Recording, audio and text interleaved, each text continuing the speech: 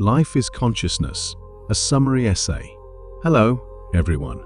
Welcome to my channel, where I share with you some of the most inspiring and insightful books that I have read. Today, I want to talk to you about a booklet that has changed my life and my perspective on everything. It is called Life is Consciousness, and it is written by Emmet, who was a famous New Thought leader and teacher in the 20th century. Life is Consciousness is a short but powerful booklet that explains the basic principle of New Thought, which is that our thoughts and feelings create our reality. Fox argues that we are not victims of circumstances, but rather creators of our own destiny. He shows us how we can use the power of our mind to transform our lives and achieve our goals. He also gives us practical advice on how to apply this principle in our daily lives, such as how to pray, how to forgive, how to overcome fear, and how to heal ourselves and others. In this summary essay, I will give you an overview of the main points and messages of Life is Consciousness, and I will also share with you some of my personal reflections and experiences of applying this principle in my own life. I hope that this summary will inspire you to read the booklet for yourself and to discover the amazing potential that lies within you. The principle of life is consciousness.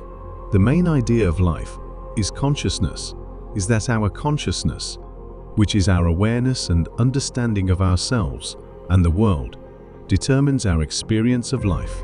Fox says that the nature of your consciousness is the nature of your life. This means that whatever we think and feel, we attract and manifest in our reality. Our thoughts and feelings are like seeds that we plant in the soil of our mind, and they grow and produce fruits according to their kind. Fox explains that there are two kinds of consciousness, the objective and the subjective. The objective consciousness is our conscious mind, which is the part of us that thinks, reasons, analyzes, and makes decisions. The subjective consciousness is our subconscious mind, which is the part of us that feels, believes, imagines, and accepts. The subjective consciousness is more powerful than the objective consciousness because it is the part of us that creates our reality. The subjective consciousness is like a garden, and the objective consciousness is like a gardener. The gardener can choose what seeds to plant in the garden, but the garden will grow whatever seeds are planted in it, regardless of whether they are good or bad. Therefore, Fox says that the key to changing our lives is to change our consciousness, especially our subjective consciousness. He says that the secret of life is to change your consciousness.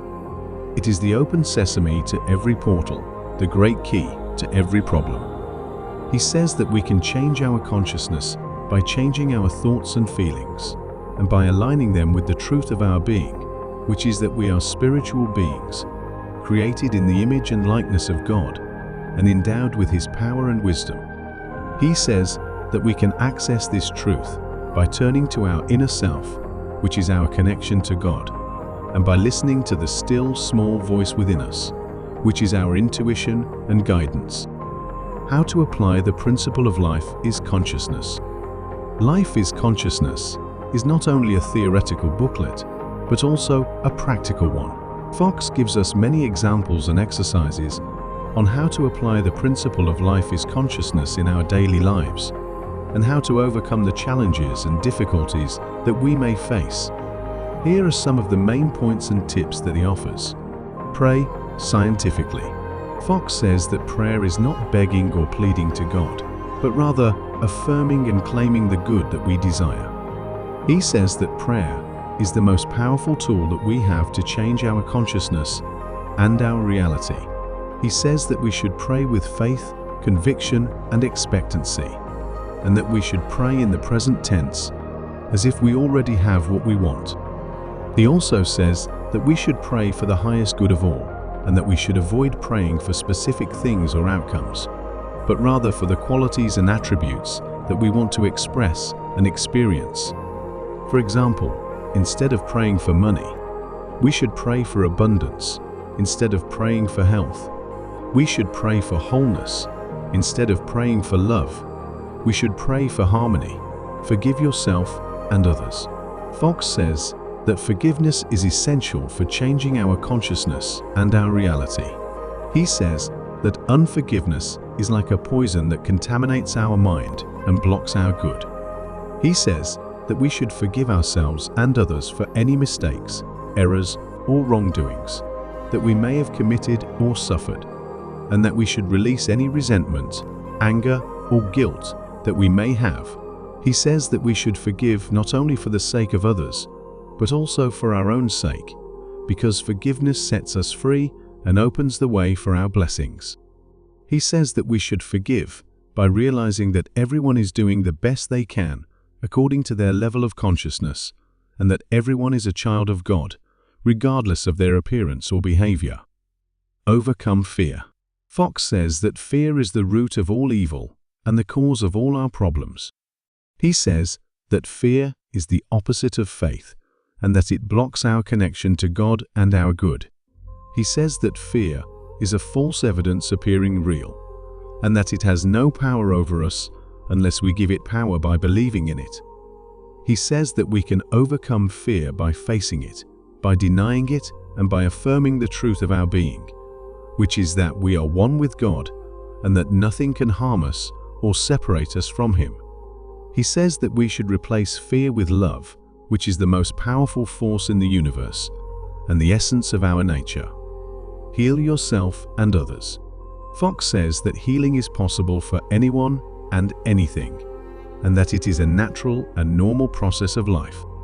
He says that healing is not a miracle, but a law, and that it is based on the principle of life is consciousness.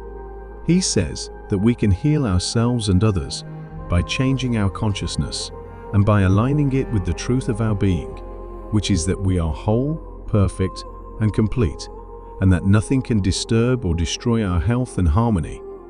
He says that we can heal ourselves and others by affirming and visualizing the desired state of health and harmony, and by denying and rejecting any appearance of disease or disorder. He also says that we can heal ourselves and others by using the power of our word, which is the expression of our thought and feeling, and by speaking only words of life, health, and blessing. Conclusion. Life is Consciousness is a booklet that can change your life and your perspective on everything. It teaches you the basic principle of new thought, which is that your thoughts and feelings create your reality, and that you can use the power of your mind to transform your life and achieve your goals. It also gives you practical advice on how to apply this principle in your daily life, and how to overcome the challenges and difficulties that you may face. It is a booklet that can inspire you, empower you, and enlighten you.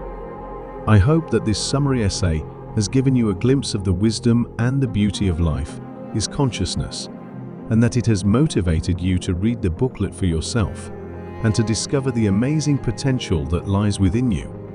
I also hope that you will share your thoughts and experiences with me and with the rest of the community, and that you will join me in the next episode, where I will talk to you about another inspiring and insightful book that I have read. Thank you for watching, and remember, life is consciousness, and you are the master of your destiny.